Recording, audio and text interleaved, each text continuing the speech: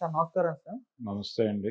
Sir 'Allu Arjun' గారు తన upcoming film 'అట్లీ'తో announce చేయడం మనం చూసాం. తమిళ్ డైరెక్టర్ 'అట్లీ'. అయితే ఇప్పుడు ఒక 'అల్లు అర్జున్' గారి ఫ్యాన్స్‌ని ఒక చిన్న సెంటిమెంట్ అయితే భయపెడుతుంది సార్. అంటే మామూలుగా తెలుగు వాళ్ళకు సెంటిమెంట్స్ ఎక్కువ అని అంటారు. అదేం సెంటిమెంట్ అంటే తమిళ్ డైరెక్టర్స్ తెలుగు స్టార్ హీరోస్‌కి పెద్దగా భారీ హిట్లు కాకుండా డిజాస్టర్‌లు ఇచ్చినవే ఎక్కువగా ఉన్నాయి. 'స్పైడర్' మూవీ మురుగదాస్ గారు, మహేష్ బాబు గారికి, రీసెంట్‌గా 'గేమ్ చేంజర్' శంకర్ గారు, రామ్ చరణ్ గారికి ఈ విధంగా పెద్ద డిజాస్టర్సే ఇచ్చారు. సో, ఇప్పుడు ఆ సెంటిమెంటు దీనికేమన్నా వర్కౌట్ అవుతుందేమో అని చిన్న ఆందోళన అయితే అభిమానులైతే వ్యక్తం చేస్తున్నారు. ఈ సెంటిమెంట్ అనేవి వర్కౌట్ అవుతాయా? మరి తమిళ డైరెక్టర్‌తో అల్లు అర్జున్ గారి సినిమా గురించి మీరేం చెప్తారు సార్? అయ్యా, సెంటిమెంట్ అనేది ఉందా లేదా అనేది పక్కన పెడితే సినిమా బాగుంటే చూస్తారు. హ్మ్. లేదంటే పక్కన పెడతారు. ఓకే. 'గీతాంజలి' అనే నాగార్జున గారి సినిమాకి దర్శకుడు తమిళ దర్శకుడే. హ్మ్. మణిరత్నం గారు డైరెక్ట్ చేశాడు ఆ సినిమాకి. ఆ సినిమా హిట్ అయింది. అంటే మొదటి రోజు దానికి కూడా పెద్ద మంచి టాక్ ఏం లేదు. నెమ్మదిగా పికప్ అయి ఆడింది. అలాగే పెద్ద హీరో కాదు గాని తన ధోరణిలో తాను సినిమా చేశాడు భారతీరాజా గారు. ఏది 'సీతాకోకచిలక' సినిమా అది ఆడింది. దానికంటే ముందు 'కొత్త జీవితాలు' అని ఒక సినిమా చేశాడు, అది ఆడలేదు. ఈ సినిమా బాగానే ఆడింది. 'సీతాకోకచిలక' పెద్ద హిట్. ఆ తర్వాత ఆయన ఇద్దరు తెలుగులో పెద్ద హీరోలతో 2 సినిమాలు చేశాడు. ఆ 2 కూడా వర్కౌట్ అవ్వలేదు. ఏది 'జమదగ్ని' అనే పేరుతో కృష్ణ గారితో ఒక సినిమా చేశాడు ఆయన. చిరంజీవితో 'ఆరాధన' అని ఒక సినిమా చేశాడు. 2 కూడా ఆయా హీరోల స్థాయికి తగ్గిన హిట్లయితే కాదు. హ్మ్. 'జమదగ్ని' కంటే 'ఆరాధన' బెటర్ రెవెన్యూ కలెక్ట్ చేసింది కానీ పెద్ద హిట్ సినిమా అయితే కాదు. అలా కొంతమంది కొన్ని సందర్భాల్లో ఇబ్బంది పెట్టిన ఇవి ఉన్నాయి చరిత్రలో కూడా. అలాగే చిరంజీవి గారికి చాలా పెద్ద హిట్ ఇచ్చినటువంటి 'యమకింకరుడు' సినిమాకి రాజ్ భరత్ కదా డైరెక్టరు. మరి వారు తెలుగువారు కాదు కదా, అది బాగానే ఆడిందిగా సినిమా, మంచి పేరు తీసుకొచ్చింది ఆయనకి. అదే రాజ్ భరత్తో చేసిన ఇంకొక సినిమా ఆడలేదు, 'పులి' అనే సినిమా. అలా కొంత తమిళ దర్శకులతో బాలచందర్తో 'ఇది కథ కాదు' అనే సినిమా చేశాడు ఆయన. అది చాలా పెద్ద హిట్ కదా ఆ రోజుల్లో. కాకపోతే చిరంజీవి సోలో హీరో కాదు ఆ సినిమా. చిరంజీవి సోలో హీరోగా చేసిన బాలచందర్ సినిమా ఆడలేదు, ఏది 'రుద్రవీణ'. అలా ఎక్కువ మెజారిటీ సినిమాలు అయితే ఆడలేదు కానీ ఆడిన సినిమాలు కూడా ఉన్నాయి. అలాగే తమిళ డైరెక్టర్ భీమ్ సింగ్ గారు తెలుగులో డైరెక్ట్ చేసిన సినిమాలు కూడా బాగానే ఆడాయిగా, ఎన్టీఆర్తో ఆయన చేసిన సినిమాలు. అలా తమిళ దర్శకులు తెలుగు హీరోలకి పనికిరారు, లేదు తెలుగు డైరెక్టర్లు తమిళ హీరోలకు పనికిరారు. ఇలాంటివి సినిమా బాగుంటే చూస్తారు ఏదైనా. 'స్పైడర్' సినిమా బాగాలేదు కాబట్టి జనం చూడలేదు.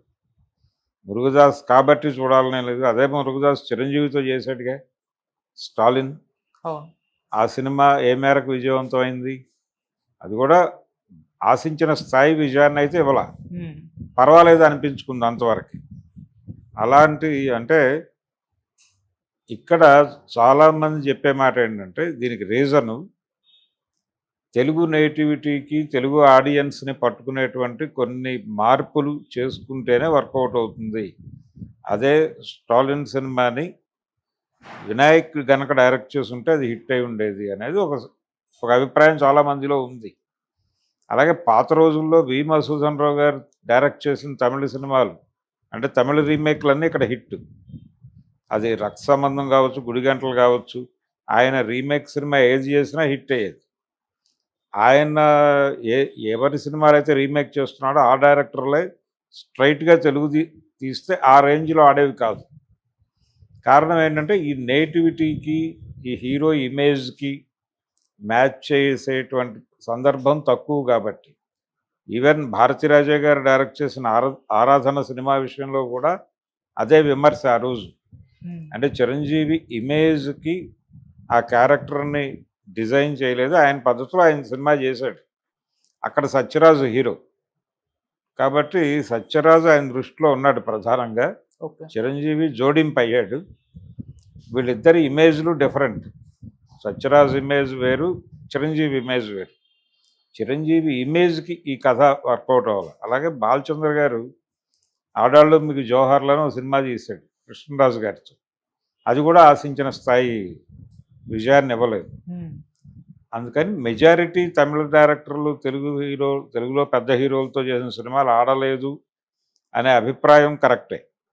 దాంతో మనం విభేదించాల్సిన అవసరం లేదు. కానీ ఆడిన సినిమాలు కూడా ఉన్నాయి. ఓకే.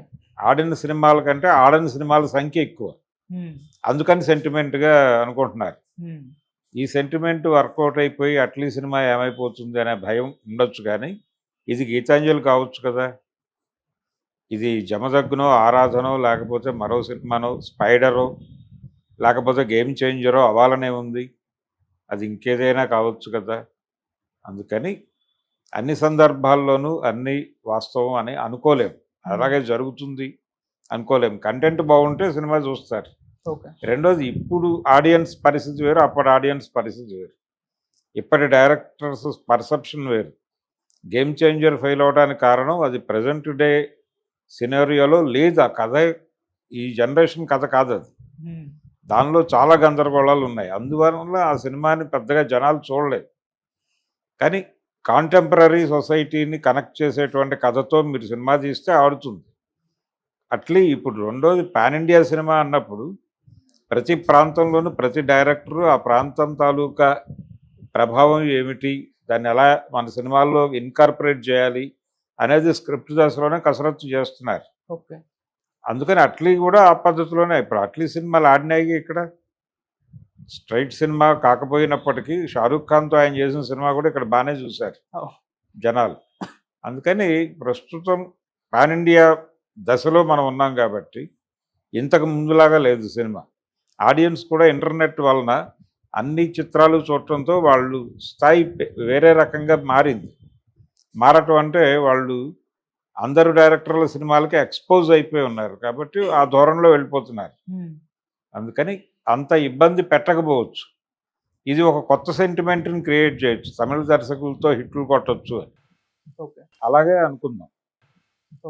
ఇప్పుడు అట్లీ డైరెక్షన్లో అల్లు అర్జున్ చేస్తున్న సినిమా ఏదైతే ఉందో అది ఇప్పటివరకు ఉన్నటువంటి ఈ అపప్రదని పక్కకి నెట్టేసి ఒక సక్సెస్ఫుల్ ట్రాక్ ఏర్పాటు చేస్తుంది అనుకుందాం. సార్, అంటే ఈ సినిమాకి సంబంధించి ఇంకొక ఇంట్రెస్టింగ్ న్యూస్ కూడా చక్కర్లు కొడుతుంది సార్ సోషల్ మీడియాలో. ఈ సినిమా బడ్జెట్ 800 కోట్లు ఉంటుంది అని చెప్పేసి అంటున్నారు. అంటే భారతదేశంలోని ఇది రెండో అతిపెద్ద సినిమా, మహేష్ బాబు గారు, రాజమౌళి గారి సినిమా బడ్జెట్ తర్వాత ఇదే సినిమా అని అంటున్నారు. మరి ఇది కూడా వరల్డ్ మార్కెట్ ని టార్గెట్ చేస్తున్న సినిమానా, లేకుంటే పాన్ ఇండియా అని అనుకోవచ్చు? ఇప్పుడు ఏ సినిమా అయినా వరల్డ్ మార్కెట్ని టార్గెట్ చేయక తప్పదు. అందుకనే వాళ్ళు అమెరికా వెళ్ళి విఎఫ్ఎక్స్ కంపెనీలతో వాళ్ళతో మాట్లాడుకుని వచ్చింది. ఏ సినిమా అయినా వరల్డ్ మార్కెట్ని టార్గెట్ చేయాలి. టార్గెట్ చేయకపోతే వీళ్ళకి రెమ్యూనరేషన్ ఆ స్థాయిలో గిట్టుబాటు కావు. అందుకనే ఆచి తూచి సినిమాలు చేస్తున్నారు. ఆచి తూచి చేస్తున్న సినిమాల్లోనే ఈ సినిమా కూడా ఉంది. కాబట్టి దీని మీద కొంత కాన్ఫిడెన్స్ ఉంది ప్రపంచానికి. ఆ కాన్ఫిడెన్స్ ఉండడానికి కారణం అదే. అలాగే మనం ఇందాక చాలామంది తమిళ దర్శకుల గురించి మాట్లాడుకున్నాం, కానీ తెలుగులో హిట్లు కొట్టిన తమిళ డైరెక్టర్లు విసు లాంటి వాళ్ళు కూడా ఉన్నారు కదా. విసు తెలుగులో నేరుగా చేసిన సినిమాలు కూడా ఆడినాయి. భాగ్యరాజాకు కూడా తమిళ డబ్బింగ్లు ఆడినాయి, కానీ స్ట్రైట్గా ఆయన చేసిన సినిమా ఆడలేదు. అలాంటి సమస్యలు ఉన్నాయి కొన్ని. కానీ ఇది అలా ఆడుతుందని నేనైతే అనుకోవడం లేదు. మేబీ ఇది